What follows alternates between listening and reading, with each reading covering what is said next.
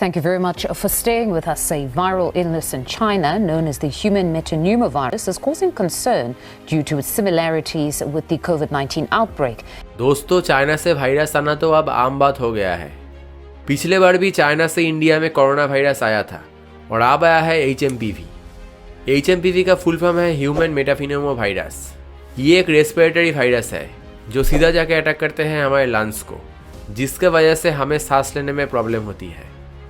अब सवाल यह है कि ये वायरस आया कहाँ से। दोस्तों, ये जो वायरस है ये आज से 20-25 साल पहले ही डिटेक्ट हुए थे और अब ये वायरस चाइना के बीजिंग में बहुत ही तेज़ी से फैल रहा है। लेकिन पहले इसका इंडिया में कुछ खास इम्पैक्ट नहीं था। मतलब डिटेक्ट तो ये पहले ही हो गया था, लेकिन इसका असर उतना भी डेंजरस नहीं था जिसकी वजह से किसी की जान जा सके। दोस्तों, ये वायरस चाइना में आउटब्रेक होने के बाद से ही इंडिया बहुत ही कॉन्सर्न था इस वायरस को लेके। तभी इंडिया की बेंगलुरु में एक 3 मंथ ओल्ड फीमेल इन्फेंट को HMPV की डायग्नोस्ट में एडमिट किया गया बेंगलुरु की बैप्टिस्ट हॉस्पिटल में विथ ए हिस्ट्री ऑफ ब्रोंकोफिन्यूमोनिया। 3 जनवरी में भी एक 8 मंथ ओल्ड मेल इन्फेंट को HMPV में पॉजिटिव पाया गया और इस बच्चे को भी ब्रोंकोफिन्यूमोनिया थी। गुड न्यूज़ यही है कि ये दोनों बच्चे अभी रिकवर हो चुके हैं। दोस्तों, ये वायरस में पॉजिटिव होने का चांस ज़्यादातर बच्चे, एल्डर पीपल और उन लोगों को है जिन लोगों का इम्यूनिटी पावर काफ़ी कम है।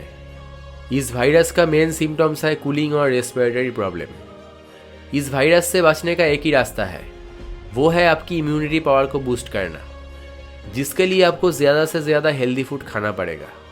लास्ट टाइम WHO यानी वर्ल्ड हेल्थ ऑर्गेनाइजेशन कोविड के टाइम इमरजेंसी डिक्लेयर किया था और अगर WHO को ऐसा लगे कि HMPV एपिडेमिक में कन्वर्ट हो रहा है तो वो फिर से इमरजेंसी डिक्लेयर कर सकते हैं। फिलहाल अभी इंडियन गवर्नमेंट इस वायरस के बारे में यही कहा है कि ये जो वायरस है इसमें चाइना की जो वायरस है उसके कोई भी लिंक अभी तक नहीं मिली, लेकिन इस बारे में रिसर्च अभी भी जारी है।